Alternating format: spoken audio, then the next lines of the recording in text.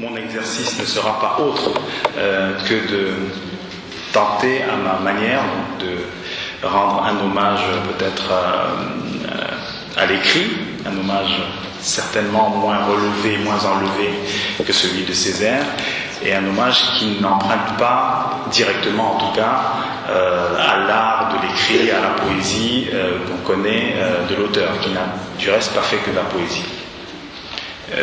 J'ai commis un ouvrage il y a à la fin 2012, intitulé Indépendance, sous-titre Discours sur le colonialisme après la colonie. Donc naturellement le titre évoque le discours sur le colonialisme de Césaire qui a été publié la première fois en 1950 aux éditions de la Réclame et puis publié une deuxième fois en 1955 aux éditions Présence africaine. Donc la reprise en sous-titre du titre de Césaire, à savoir Discours sur le colonialisme, est donc à l'évidence en soi un hommage. Mais c'est plus qu'un hommage dans ma démarche, c'est l'usage de quelque chose qui est devenu un référent intellectuel, un référent culturel. Et j'espère que je pourrais dire une espèce d'archétype intellectuel, c'est-à-dire que on ne compte plus les générations de militants, d'intellectuels, de savants qui non seulement ont commenté les discours sur le colonialisme, mais plus encore s'en sont servis comme outil de référence dans leur propre lutte. Tellement l'analyse, l'essai, la parole de Césaire leur paraissait être congruente avec les problématiques qu'il et elle rencontraient. C'est dans ce sens que le discours sur le colonialisme est pour moi, plus qu'un hommage, comme je dis, à la fois une muse, à la fois un archétype, une forme qui structure aussi ma façon d'aborder le monde et d'aborder les mêmes problématiques ou des problématiques comparables. Le contexte du discours sur le colonialisme de Césaire, campons-le rapidement, nous sommes en 1950, donc j'ai un palissade, après 1945, et on avait cru comprendre après 1945 que le monde avait été suffisamment traumatisé par la barbarie, par le nazisme, par tant de douleurs, qu'il s'était dit, comme un seul homme, qu'il fallait justement tout faire pour éviter de répéter donc, les mêmes erreurs, mais surtout les mêmes horreurs. Et cette apparente prise de conscience, ces ensembles de professions de foi, semblaient devoir aboutir dans ce qu'on a appelé une déclaration universelle des droits de l'homme. Naturellement, je dirais donc déclaration dite universelle des droits de l'homme, signée en 1948 à Paris au palais de Chaillot. Ça, c'est un petit peu le contexte historique dans lequel Césaire écrit. Le contexte éditorial. Donc Césaire répond, en réalité, en 1948 déjà, à une revue qui s'appelle la revue Les Chemins du Monde, qui lui demande un article. Il publie donc un article qui s'intitule L'impossible contact. Donc il parle de la question coloniale en disant voilà, c'est bien de mettre les peuples en contact, mais pas de cette façon-là. Et il veut couper le pied à tous les argumentaires qui se proposent de lénifier un petit peu, d'adoucir l'entreprise coloniale. Et c'est de là que plus tard, il transformera en 1950 cette première publication qui est un article en cette premier essai qu'on a connu en 1950, qui est une publication communiste, je venais de le dire. Et plus tard, en 1955, il la transforme encore, toujours déjà cette fois en discours sur le colonialisme et plus dans l'impossible contact. Et il fait des rajouts qui sont relativement croustillants. En particulier, il rajoute dans les références, dans les notes, il rajoute l'ouvrage de Cheikh Anta Diop paru en 1954-1955, Savants africains et sénégalais, en disant que voilà, c'est l'ouvrage peut-être le plus ambitieux qu'un nègre ait jamais écrit. Voilà un peu le contexte éditorial, rapidement. Césaire met en avant, en réalité, dans son discours, je dirais une contradiction majeure. Il n'y a pas de possibilité, il y a antagonisme, il y a contradiction frontale entre l'idée de république, l'idée de démocratie et l'idée de colonie. Voilà la contradiction forte qu'il met en avant. Et il faut dire qu'il le fait tout en étant député. Bon, on peut en discuter, mais c'est le fait. Le fait est qu'il est déjà député et il fait cette contradiction, il lève cette contradiction. Pour lui, le procès colonial, à l'opposé des argumentaires, n'est-ce pas, qui se développent au jour le jour, n'est que viol, violence, barbarie, corruption, et se tient à l'opposé, bien loin de tout ce qu'on peut appeler humanisme, liberté et autres. Voilà dans quels termes Césaire aborde la question coloniale. Mais comme vous l'avez compris, on est dans les années 1955. Donc sur le papier, un certain nombre d'États sont de droit, même si on peut se demander de quel droit il s'agit, en tout cas un certain nombre d'États sont colonies, sont des colonies. Et la déclaration dite universelle des droits de l'homme ne s'oppose nullement à la mise sous tutelle, à la mise sous les fers d'un ensemble de pays qui sont considérés comme colonies. Et à cet égard, je vous conseille de lire l'article 2 de cette déclaration qui esquive la question coloniale en faisant comme si on pouvait revendiquer des droits d'hommes libres, quelle que soit la situation politique, quelle que soit la situation de limitation de liberté dans laquelle on est. On voit donc très vite, on voit bien qu'en 1948, on fait semblant. Mais admettons qu'on puisse parler d'indépendance, donc à partir des années, pour ce qui est des pays qui vont passer, qui vont devenir indépendants, entre les années 50 et jusqu'aux années 90, c'est quand même une très longue période pour les indépendances, puisque l'Afrique du Sud devient indépendante en 90. C'est une longue période, mais admettons qu'on soit sorti progressivement du contexte dit de colonie. La question qui se pose, c'est de savoir, de mon point de vue, est-ce que les accusations, est-ce que les analyses de Césaire sont valables encore aujourd'hui, et éventuellement sous quelle modalité, sous quelle forme. Et c'est un petit peu dans ce sens que j'ai abordé ce que j'ai appelé discours sur le colonialisme après la colonie, dont je ne vais pas faire exclusivement le commentaire. Mais rapidement, si j'ai intitulé ce travail édité donc aux éditions TA, si je l'ai intitulé Indépendance, évident que in, comme vous le savez, en latin ça veut dire à l'intérieur d'eux. Et en même temps, quand vous dites incorrigible ou indétectable, c'est pour mettre la négation. Donc c'est à la fois à l'intérieur de la dépendance et en même temps contre la dépendance. C'est-à-dire qu'on a aujourd'hui un ensemble d'États qui étaient avant colonie, qui étaient, on ne sait pas s'ils étaient ou s'ils sont encore, et qui par moments donnent l'impression de se comporter comme des colonies, au moins au premier sens où ces États, ces territoires, continuent de réaliser d'une façon fondamentale et massive les intérêts des autres sur eux-mêmes, bien évidemment à l'exception d'une élite extrêmement minoritaire.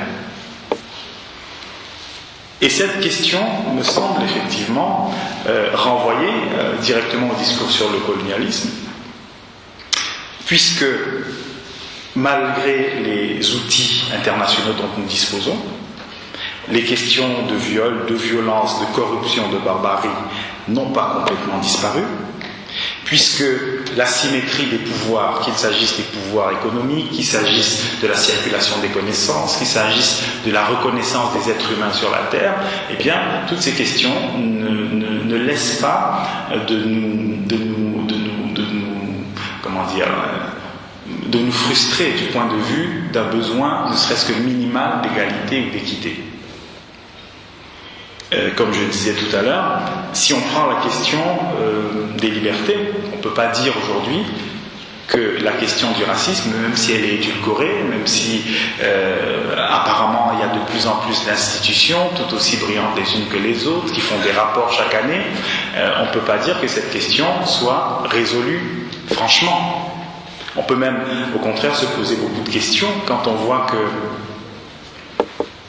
le nombre de morts qu'on a aujourd'hui au Congo ne suscite pas une grande attention. On parle de plusieurs millions de morts, plusieurs milliers de viols qui continuent, avec en même temps une exploitation des matières premières qui est on ne peut plus abondante, mais ça ne me semble pas faire sciller davantage les hôtes de ces bois, les autorités du monde. On est peut-être encore aussi dans des situations de type colonial lorsqu'on a 4 ou 5 pays, bien souvent moins d'ailleurs, qui peuvent décider d'envoyer des troupes dans un autre pays avec des effets assez troublants. C'est-à-dire qu'aujourd'hui, ceux qui disposent de ce pouvoir d'envoyer des troupes dans le reste du monde finissent par réaliser par faire plus de victimes sur la durée que les pouvoirs qui ont été contestés, qui sont chassés, qui étaient supposés être tyranniques et dictatoriaux. Donc aujourd'hui, on a une espèce d'humanisme porté sur des drones. Et ça, on est encore dans une perspective coloniale. Petite anecdote sur cet aspect des choses.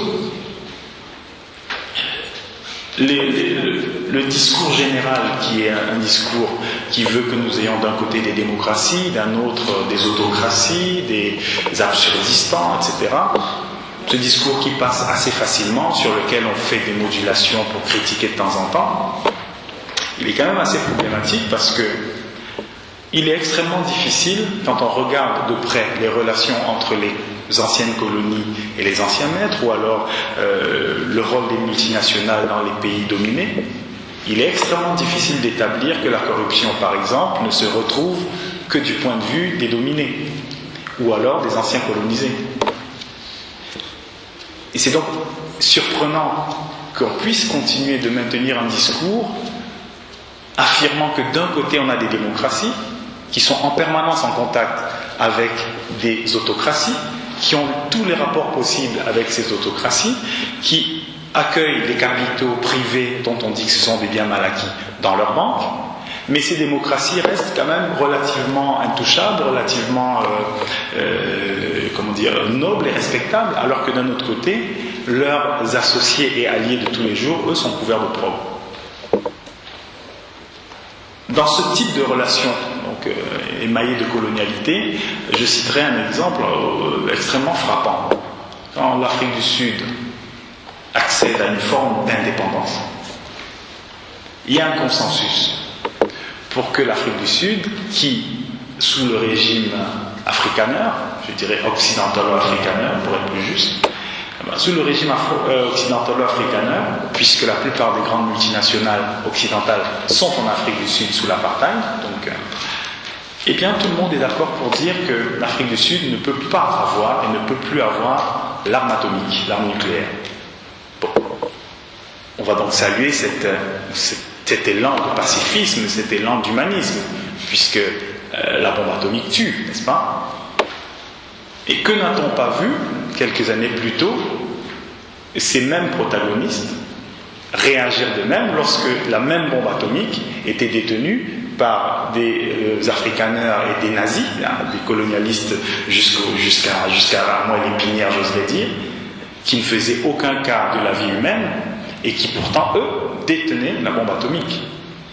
Et donc on s'est retrouvé dans une situation où ceux qui accédaient au pouvoir de façon démocratique perdaient l'usage de la bombe atomique, ou tout au moins ne pouvaient plus la détenir chez eux, alors que ceux qui précisément n'avaient fait que violence sur une durée extrêmement longue et insupportable, eux avaient détenu la bombe atomique, qui d'ailleurs leur avait été donnée en transfert de technologie par les Occidentaux.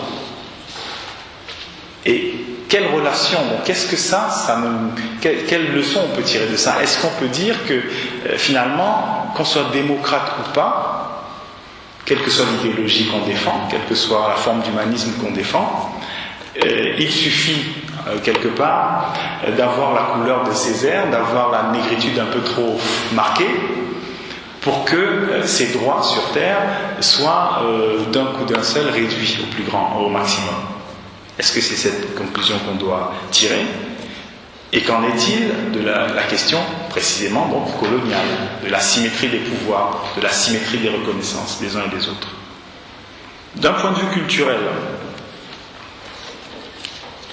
on vit et on fonctionne aujourd'hui avec effectivement des habitudes acquises. La démocratie, c'est acquis. Quand on discute et qu'on conteste ce qui fonctionne, c'est au nom de certains modèles précis. Et là, je vous ai pris l'exemple de la Déclaration dite universelle des droits de l'homme. Le fait que cette déclaration n'ait été en rien une défense en faveur des droits des Malgaches, en faveur des droits des Algériens, en faveur des droits des Camerounais de l'UPC, ne dispense pas qu'elle soit en permanence mise en avant comme étant la déclaration, comme étant le référentiel absolu. Et ça, c'est une colonialité, je dirais, culturelle. Et ça va plus loin, cette forme de...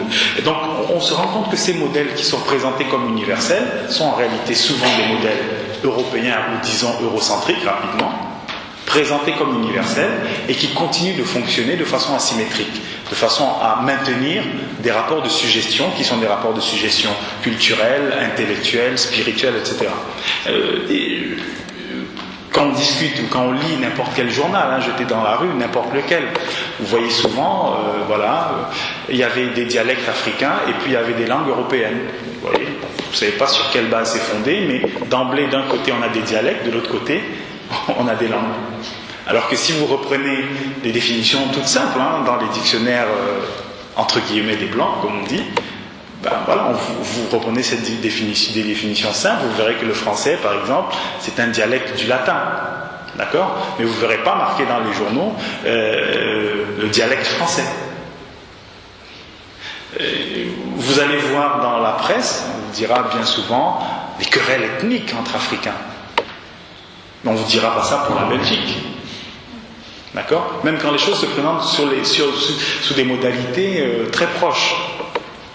Donc là aussi, on est toujours dans un référentiel qui est empreint, imbibé complètement, génétiquement presque, de colonialité. C'est-à-dire qu'il y a toujours cette perception asymétrique de l'autre, avec une échelle souvent racialisée, mais en tout cas une échelle certainement, qui va de l'inférieur au supérieur, du bien au mal, quelque part. Et vous pourrez faire l'expérience. Si vous prenez des œuvres d'art, prenez des œuvres d'art de Picasso, etc. Demandez à des grands journalistes, à des gens qui s'y connaissent, de formuler des commentaires. Relevez les termes qu'ils utilisent. Prenez ensuite les objets africains dont s'inspirait Picasso, puisqu'on le surnommait l'oiseau du Benin, etc.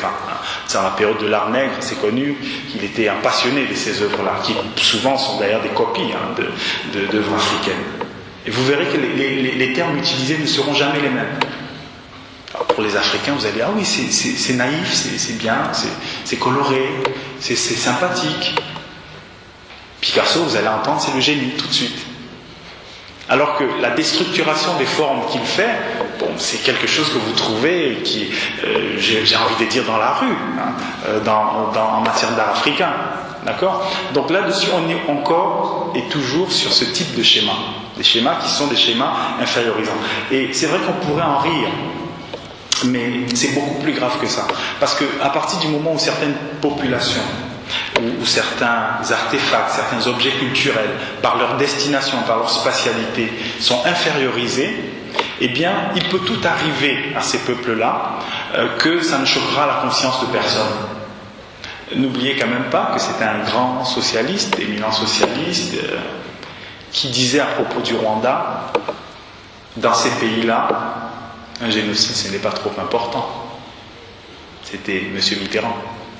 Et ça a été relevé et porté dans un relatif scandale, on va dire un doux scandale, non pas par la presse de gauche ou la presse d'extrême gauche, n'est-ce pas, par un journaliste du Figaro. Vous voyez un petit peu, donc sur ces questions de colonialité et de colonialisme, on est sur des échelles ambiguës.